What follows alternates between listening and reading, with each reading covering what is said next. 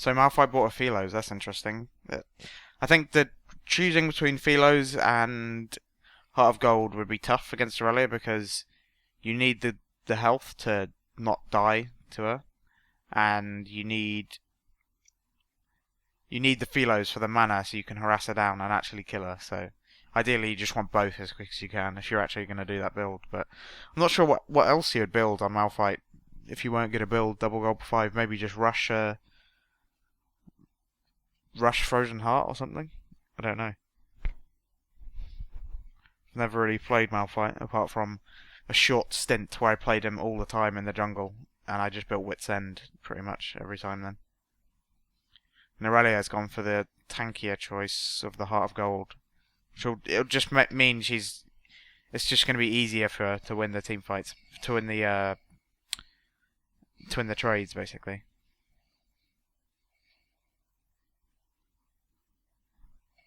But it seems like the bot lane's pretty much carrying right now. Warwick wants to get a nice gank off. Should be strong. Should die. See how little damage he's taking, but they should be able to dive her. They're very tanky, both of them. Oh, you backed off. He backed off far too early then. There was no reason to back off so early then. She wasn't 100% dead, really. What you should have done was just keep going in and made sure she died, and I think Warwick wouldn't have died then, and Aurelia wouldn't have gotten a free kill, because when you give Aurelia free kills like that, it's just going to make it so much more difficult for you to lane like that. Aurelia is just one of those champions where if you give her some kills, she'll just snowball out of control. If you can gank an Aurelia or a Riven lane on top and get him a kill, then it's just going to be so difficult for the other top laner. But now he's got the Heart of Gold, which is going to help him out. Has he bought wards though? He doesn't have enough for a ward, but I guess he's just going to wait for one. It's the best choice to make, rather than being greedy and just running straight back up there.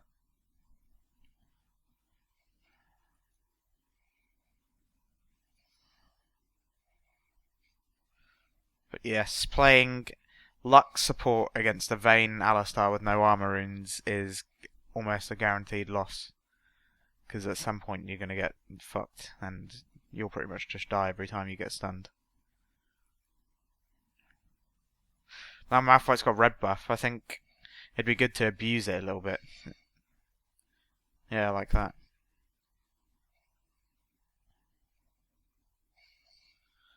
Block her from some creeps maybe, but don't. That's the only thing about playing aggressive on top lane, is that you end up tanking a lot of creeps. But Aurelia has pretty much stacked health, which is going to make it easy for her to avoid being killed like that. Unfortunately, she also got a kill, so it wasn't too bad for her. I would have probably hit him a bit more then, because the E would have been up in time and you could have just done some damage. Not sure. Would have definitely hit him a lot then. Trading while the creeps are hitting, but I suppose both people are being hit by creeps. I always feel like it's very difficult to get a kill on Malphite when you don't have ignite. Just need to run away, not be greedy. Might die to Tryndamere though, but it's nice kiting around the tower there, definitely. That was a good play. But a lot of people would have just ran past the tower and then been killed by his ultimate. But when you kite him around the tower like that, it's a very good play then. And I think the choice of buying Ninja Tabis was also good, because maybe not the chain vest, maybe I would say a phage instead, because you just need or a giant spelt for a Sunfire Cape, because the chain vest won't help you that much against Aurelia, obviously, since she does true damage. So definitely would have changed item choice up a little bit there. But farm seems pretty equal, so that's good.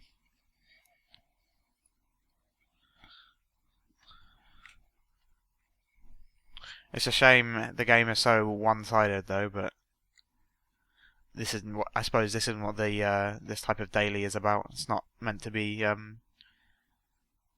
praising praising someone's gameplay. If someone does something good, I'll say that's good and they did that well, but yeah.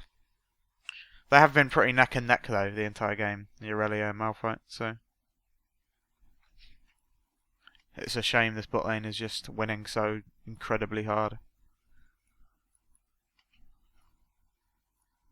Malphite seems to be slightly ahead in levels though.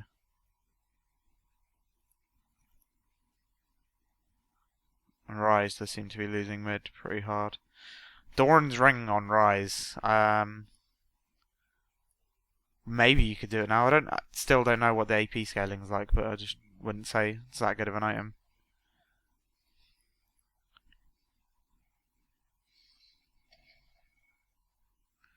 As you can see now, the Philo Stone's really helping Malphite out in these trades, and he's able to just tank a tower like that.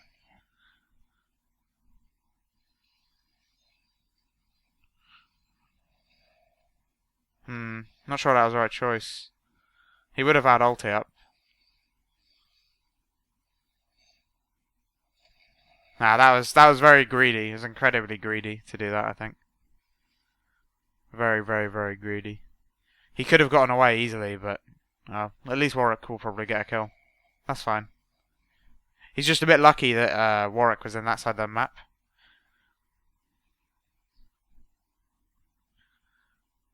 Because he still could have gone away then. And if he just maybe... He could have either ran away or used his ulti to run away. Would have been...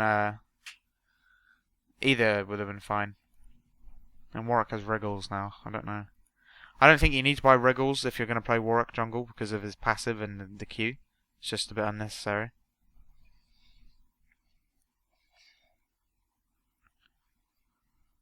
I think... Yeah, Warwick killed him now. That was a good play by Warwick. He noticed Aurelia used his stun. And then just flashed after him to apply red buff. And Aurelia flashed as well, but it didn't matter because the red buff was applied. And he should be able to... Ideally here they wouldn't want to kill the tower. They would want to kill all the creeps behind the tower. And make it take loads of damage. But she would lose a lot of CS. Like right here, I would definitely not kill the tower. But it seems Warwick really, really wants to.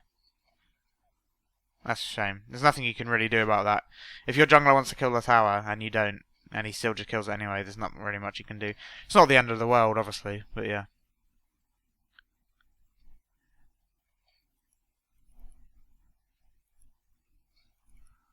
So Fizz isn't really roaming much. He could have roamed a lot more. He hasn't really roamed at all. And he also doesn't have a Sheen still at 15 minutes, which is a bit crazy not to have a Sheen. I'd like to be able to see how much gold he's got, but with the horrible replay system now, I can't.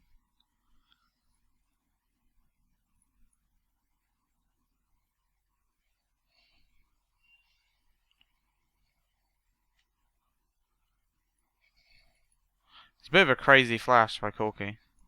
I don't think he needed to do it.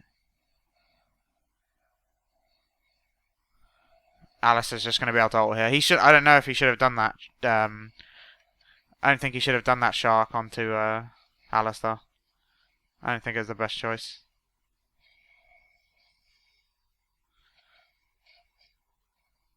I love playing Vayne though, so I think I'm definitely going to do a Vayne guide. She's one of my favourite champions as well.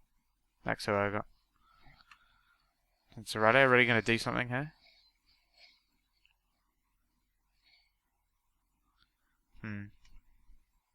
I think Vayne is one of maybe the only champions mid-game that can 1v1 Aurelia.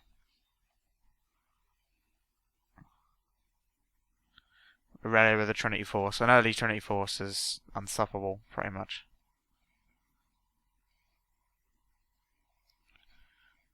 No, it just seems like they've won now, though, pretty much. They're just pushing down mid and everyone's 1 for 5, but it was quite a close matchup between Malphite and Aurelia, though. I mean, Tryndamere did feed a free kill to Malphite, so I suppose he had it easy in that respect.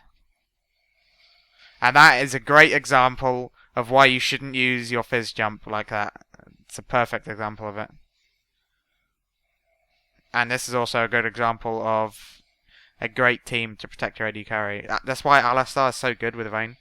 because he can just protect Vayne so well. Gonna have to try that lane out a few times. Not really a big Alistar fan though. Only in the jungle, I think. But anyway, I'm just gonna end the daily here because it seems like this game is over and it wouldn't be good to do another one. It just seems like it'd be too long. But yep, thanks for watching, and please send your replays into awesomefusionreplays@gmail.com. Thanks.